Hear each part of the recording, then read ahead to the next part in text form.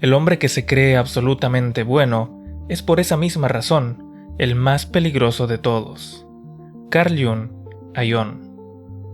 Aunque no te guste, todos tenemos la capacidad de ser innecesariamente crueles. Y no tiene que ser algo grandioso, un acto de maldad de película. Puede ser simplemente un comentario cortante a alguien que no se lo merecía, o un gesto de impaciencia con un ser querido, o esa vez que viste una pequeña injusticia y decidiste que no era tu problema. Desviaste la mirada y aceleraste el paso. En ese momento, ¿te sentiste realmente como una mala persona? Probablemente no. Lo más seguro es que te dijeras a ti mismo que estabas cansado, que tenías un mal día, que la otra persona quizás se lo había buscado. En nuestra cabeza, seguimos siendo fundamentalmente una de las personas buenas. Ese pequeño acto no es más que una anomalía, algo raro, que no pasa, un desliz en un día sin importancia. Pero, ¿y si no lo fue? ¿Y si esa es exactamente la forma en que funciona la verdadera decadencia moral? Que no hace falta que tomemos una gran decisión de abrazar la oscuridad, sino que a través de cientos de pequeñas justificaciones que nos permiten ser crueles, mantenemos intacta nuestra autoimagen de que somos los buenos. Los verdaderos monstruos no siempre llevan cuernos y tridente.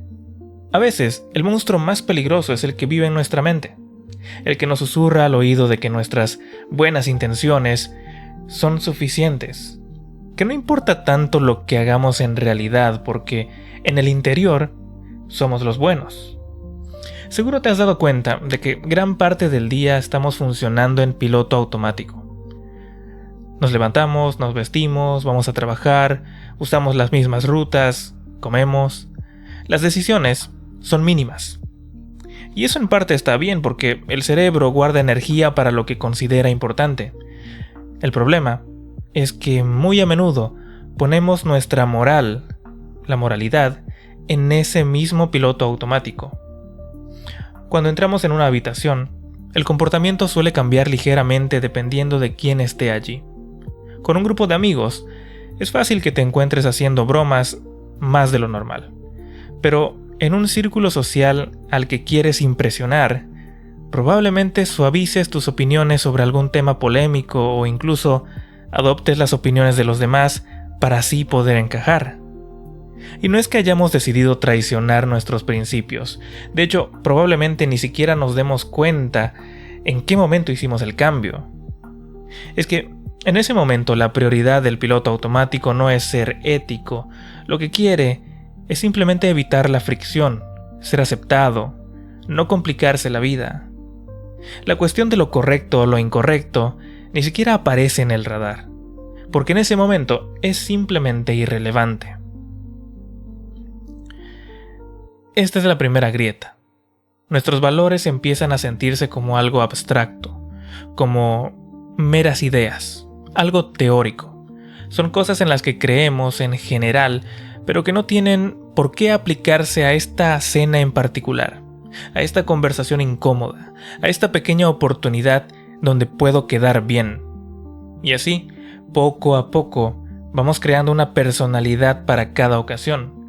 Podemos ser la persona compasiva y reflexiva cuando estemos solos, pero nos convertimos en alguien más duro e indiferente cuando estamos con cierto grupo.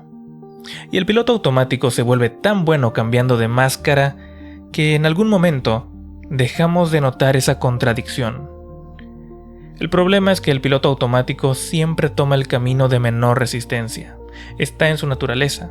Y en muchísimas ocasiones, es más fácil y conveniente, de hecho, ser indiferente que ser bueno.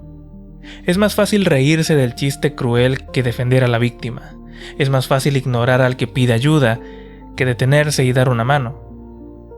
Cada vez que el piloto automático elige por nosotros, esa elección fortalece una versión de nosotros que no nos gustaría conocer.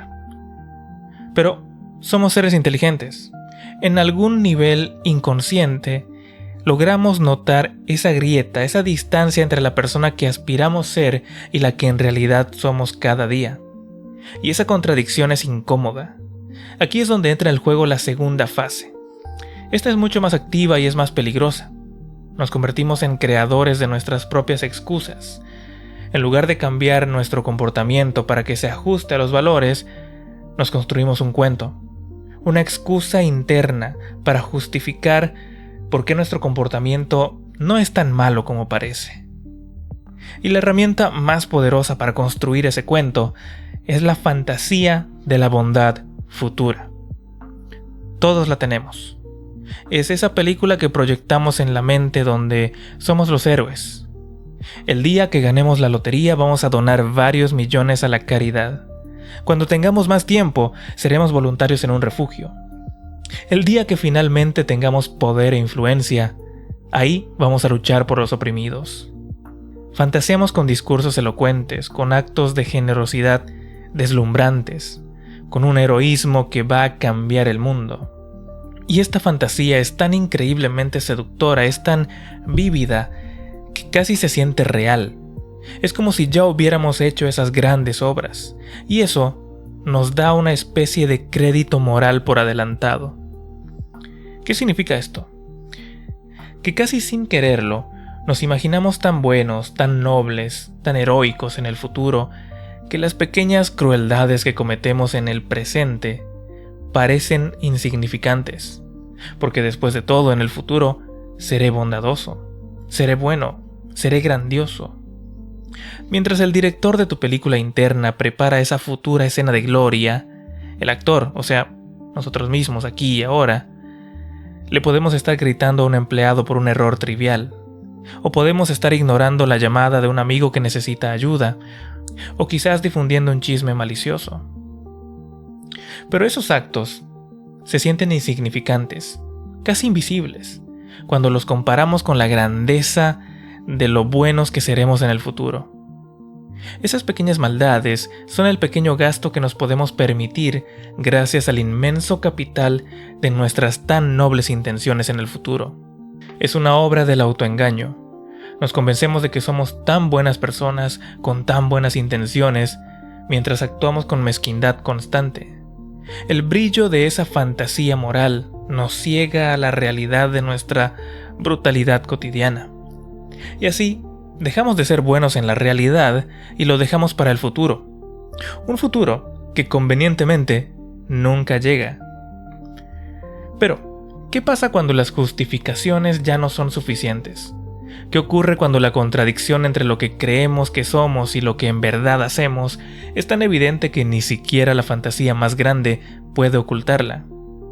Bueno, llegamos a un punto en el que el alma, para protegerse del dolor de su propia hipocresía, recurre a un último y terrible mecanismo de defensa, algo que conocemos como frivolidad. El cinismo, la idea de que en el fondo nada realmente importa. Piénsalo, si nada es verdaderamente serio, si la moral, la verdad, la virtud son solamente conceptos anticuados y pomposos, entonces mi incoherencia deja de ser un problema y se convierte en una broma. El sarcasmo y la ironía se transforman en nuestro escudo. Se usan para devaluar cualquier creencia sincera, cualquier intento de tomarse algo en serio, tanto en los demás como en uno mismo. La persona que antes soñaba con ser un héroe, con hacer las cosas bien, ahora se burla de los héroes. La persona que tenía principios ahora ridiculiza a cualquiera que los tenga. Pero esto no viene de una reflexión profunda. No es que nos convertimos de repente en filósofos del nihilismo tras una larga y profunda reflexión, sino que es simplemente una armadura emocional. Es encogerse de hombros. Si no creo en nada, no puedo traicionar nada. Si todo es un chiste, no puedo ser un hipócrita. Este es el estado mental para que salga la crueldad sin ningún filtro, porque cuando se pierde el interés por la verdad, cuando todo se vuelve relativo y trivial, la única guía que queda es el interés propio, el capricho del momento. Y si en ese momento ser cruel es más divertido, más fácil o más útil, ¿por qué no serlo? Esta es la etapa final del descenso. Empieza con negligencia del piloto automático, se consolida con los cuentos del autoengaño y se queda grabada en piedra con el veneno de la frivolidad, del cinismo. Podríamos pensar que la persona buena se ha convertido en un monstruo que ama el mal, pero no. De hecho, se ha convertido quizás en algo peor. Alguien para quien la diferencia entre el bien y el mal ha dejado de tener el más mínimo peso. Nos gusta pensar que la línea que separa el bien y el mal es una frontera clara, un muro que nos separa a nosotros, la gente decente, de ellos, los monstruos. Pero los grandes pensadores y las lecciones más duras de la historia nos dicen que el asunto es incluso más inquietante. Esa línea entre el bien y el mal no está estrictamente delimitada. Atraviesa el centro de cada corazón humano. Dentro de cada uno de nosotros conviven el potencial para un heroísmo silencioso y para una crueldad profunda. Somos contradicciones andantes, y resulta que la elección no se puede tomar solo una vez, sino que es una lucha constante. Decenas o cientos de decisiones pequeñas, cada día, cada semana. Entonces, la pregunta ya no es si soy una buena persona, porque esa pregunta nos invita a buscar en nuestro pasado pruebas que confirmen esa imagen que queremos tener de nosotros mismos. O sea, nos empuja a construir esas fantasías de las que hemos hablado. La pregunta que de verdad importa, de hecho, la única que tiene el poder para cambiar algo, es mucho más simple y más directa. ¿Qué estoy eligiendo hacer, aquí y ahora, en este preciso momento? Porque nuestra bondad no está en las grandes escenas imaginarias del futuro. La bondad, la buena persona que te imaginas que eres, se está trabajando, se está construyendo o se está destruyendo ahora mismo, en la arena de lo cotidiano, en la elección de escuchar en lugar de interrumpir, en la decisión de ofrecer tu ayuda en lugar de ser indiferente, en el coraje de callar un comentario cruel que estaba a punto de salir de mi boca. Quiero decir, ten cuidado contigo mismo, porque tienes el potencial de hacer daño, pero también tienes la libertad de elegir la bondad. Así que, como dijo el personaje de Albus Dumbledore, nuestras elecciones, Harry, son las que muestran lo que somos, mucho más que nuestras habilidades. ¿Pero tú qué piensas? Deja tu opinión en los comentarios. Nos vemos.